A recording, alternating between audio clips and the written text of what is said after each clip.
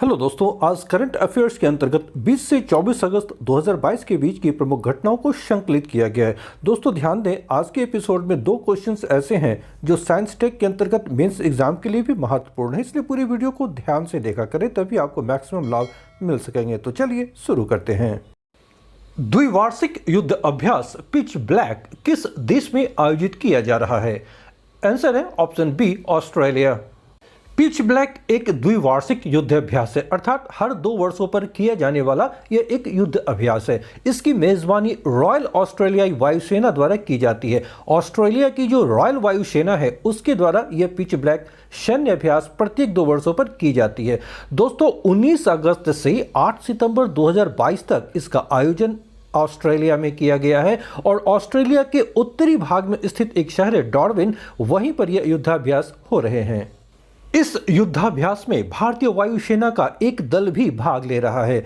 दोस्तों अभ्यास pitch black का जो पिछला संस्करण 2018 में आयोजित किया गया था, 2018 के बाद इसे 2020 में भी आयोजित होनी थी क्योंकि 2 वर्षों के पश्चात होती है, किंतु कोविड यानी कोरोना के कारण इसे स्थगित कर दिया गया था और इस वर्ष 2022 में अब इसका आयोजन किया जा रहा है।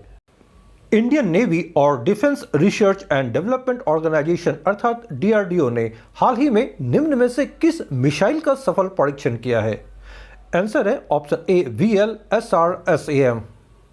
इंडियन नेवी और defence research and development organisation अर्थात डीआरडीओ ने 23 अगस्त को VLSRSAM अर्थात vertical launch short range surface to air missile का सफलतापूर्वक परीक्षण किया है। दोस्तों VLSRSAM एक शॉर्ट फॉर्म है जिसका विस्तार है vertical launch short range surface to air missile, अर्थात धरातल से हवा में मार करने वाली यह मिसाइल है।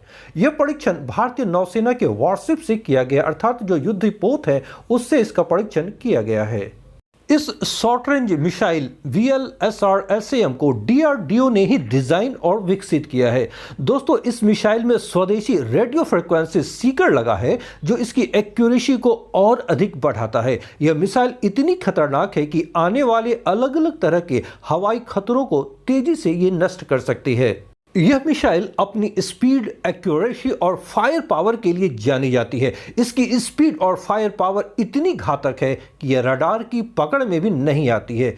इसका वजन 154 किलोग्राम और इसकी लंबाई 12.6 फीट है और यह मिसाइल की जो स्पीड है वो 4.5 मैक है। ध्यान रखिएगा, इसकी स्पीड है 4.5 मैक। दोस्तों अभी मैंने बताया कि मिसाइल की जो रफ्तार है वो 4.5 मैक है, तो अब ये प्रश्न है कि मैक क्या होती है। पहले इस मैक को समझ लीजिए जो स्पीड के संबंध में है। ध्यान दीजिएगा, पराध्वनिक गति जिसे इंग्लिश में सुपरसोनिक स्पीड कहते हैं, किसी वस्तु की रफ्तार को कहते हैं, ठीक है। जब वह ध्वनि की गति, जो आवाज है, उस गति से तेज होती है तो इसे मैक 1 कहा जाता है और ध्वनि की गति से 5 गुना अधिक रफ्तार को मैक 5 कहा जाता है। याद रखिएगा, तो इसे ही हाइपरसोनिक रफ्तार भी कहते हैं। जब मैक 5 की बात है तो इसका मतलब वो ध्वनि की जो गति है उससे 5 गुना अधिक गति है और इस गति को हाइपरसोनिक रफ्तार कहते हैं।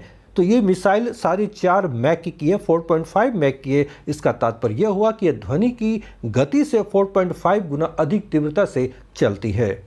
इस मिसाइल की जो अन्य विशेषताएं हैं उस पर ध्यान दें। यह मिसाइल 40 से 50 किलोमीटर की दूरी, जी हाँ, जो इसकी रेंज है लंबाई में 40 से 50 किलोमीटर की दूरी और लगभग 15 किलोमीटर की ऊंचाई पर हमला करने के लिए डिजाइन किया गया है। यानी हाइट धरातल से एयर या हवा में यह 15 किलोमीटर की हाइट तक जा सकती है और दूरी या लंबाई में 40 से 50 किलोमीटर तक इसकी रेंज है। दोस्तों VLSRSAM की खासियत यह है कि यह 360 डिग्री पूरी तरह घूम सकती है और जहां भी इसे खतरा नजर आए तो दुश्मन के ठिकाने को नष्ट कर सकती है। इसकी खास विशेषता है। हाल ही में किस देश में डिफेंस रिसर्च के क्षेत्र में एक ऐसे सॉफ्टवेयर का विकास किया गया है जिससे चेहरा बदलकर घूम रहे शख्स और उसकी खराब फोटो को भी आसानी से पहचाना जा सकता है? आंसर है ऑप्शन ए, भारत। भारत में डिफेंस रिसर्च के क्षेत्र में कार्य करने वाली संस्था डीआरडीओ ने एक ऐसे सॉफ्टवेयर का विकास किया है जिसकी मदद से भेष बदले हुए इंसान का चेहरा भी आसानी से पहचाना जा सकेगा। दोस्तों यह सिस्टम आर्टिफिशियल इंटेलिजेंस, जिसे एआई के रूप में शॉर्ट फॉर्म में जानते हैं, पर आधारित है। यह सॉफ्टवेयर दाढ़ी, मूछ, मास्क, टोपी और मंकी कैप जैसी चीजों के पीछे छुपे शख्स को भी अथवा खराब क्वालिटी की जो फोटो है उसके द्वारा भी असली शख्स को पहचानने में यह सक्षम है। इस नए सॉफ्टवेयर का नाम FRST अर्थात face recognition system under disguise है।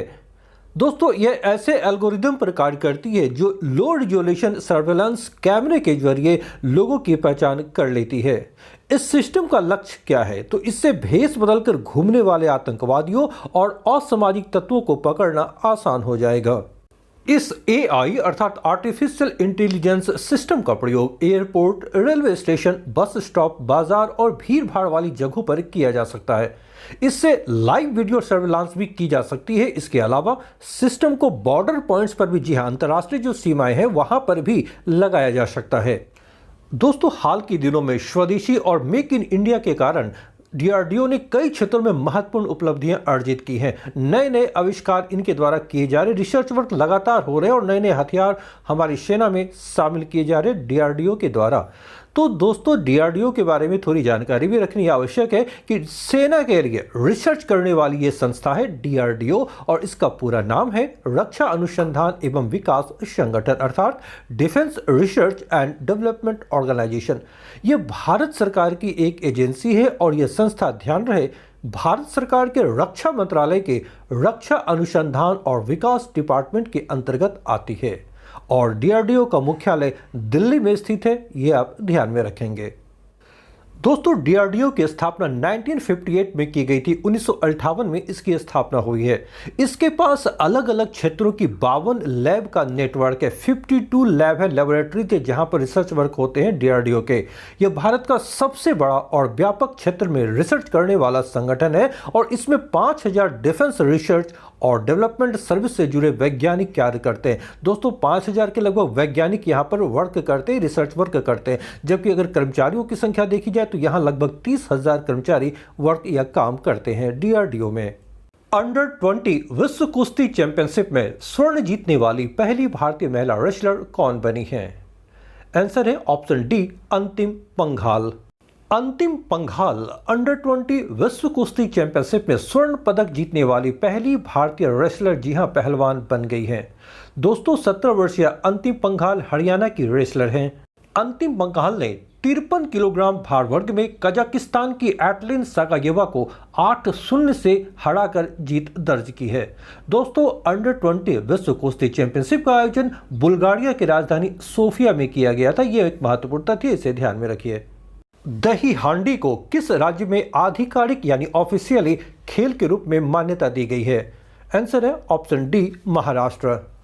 दोस्तों, श्री कृष्ण जन्माष्टमी पर आयोजित होने वाली दही हांडी के आयोजन को अब महाराष्ट्र की राज्य सरकार ने आधिकारिक खेल का दर्जा दे दिया है, यानी ऑफिशियली इसे खेल का दर्जा प्रदान कर दिया गया है महाराष्ट्र में। महाराष्ट्र के मुख्यमंत्री एकनाथ शिंदे ने दही हांडी समारोह के हिस्से के रूप में मानव मीनार, जो एक के ऊपर एक चढ़कर जो हांडी तक पहुंचकर उसे फोड़ते हैं, वो मानव मीनार कहलाते हैं, कि निर्माण को मान्यता देने की घोषणा की है। और याद रखें, दही हांडी भगवान श्री कृष्ण के जन्मोत्सव के अवसर पर, जन्माष्टमी के अवसर पर मनाई जाती है, विशेष रूप से महाराष्ट्र में ही। विदेश मंत्री एस जयशंकर ने किस दक्षिण अमेरिकी देश में महात्मा गांधी की प्रतिमा का अनावरण किया है? आंसर है ऑप्शन ए, पैराग्वे। विदेश मंत्री एस जयशंकर ने दक्षिण अमेरिकी देश पैराग्वे में महात्मा गांधी की एक अर्ध प्रतिमा, जी हां, कमर तक वो प्रतिमा है, अर्ध प्रतिमा का अनावरण किया है।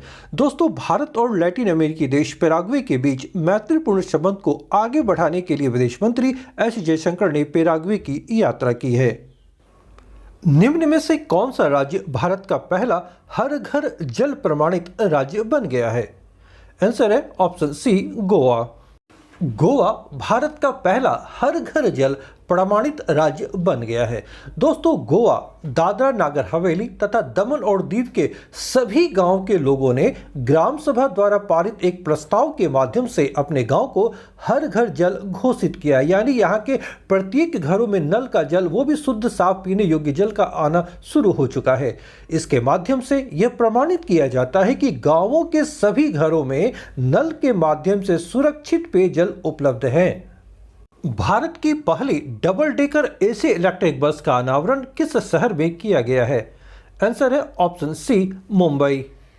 भारत की पहली double decker AC electric bus का अनावरण मुंबई में किया गया है। दोस्तों, भारत में निर्मित यह इलेक्ट्रिक बस नवीनतम तकनीक, लेटेस्ट टेक्नोलॉजी के द्वारा ये बनाई गई है।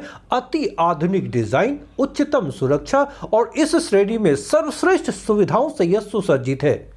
इस डबल डेकर बस को भारत में सार्वजनिक परिवहन में क्रांति लाने के लिए डिजाइन किया गया है। यह एक महत्वपूर्ण कदम है। दोस्तों, अगर आप यूपीएससी, बीपीएससी, यूपीपीएससी अथवा किसी अन्य राज्य लोक सेवा आयोग की परीक्षाओं की तैयारी कर रहे हैं तो करंट अफेयर्स से संबंधित यह चैनल आपके लिए बेहद उपयोगी है। यहाँ सिर्फ महत्वपूर्ण घटनाओं का ही संकलन किया जाता है। यदि आपको ये पसंद आ रहे हैं तो आप इसे लाइक करें, दोस्तों के बीच शेयर करें और अगर आप नए हैं तो चैनल को सब्सक्राइब अवश्य कर लें। साथ ही साथ बेल आइकन को भी प्रेस करें ताकि हमारे सारे वीडियोज़ के नोटिफिकेशन आपको सबसे पहले मिल सके। मिलता हूँ नेक्स्ट सेशन में शीघ्र ही। Till then, bye.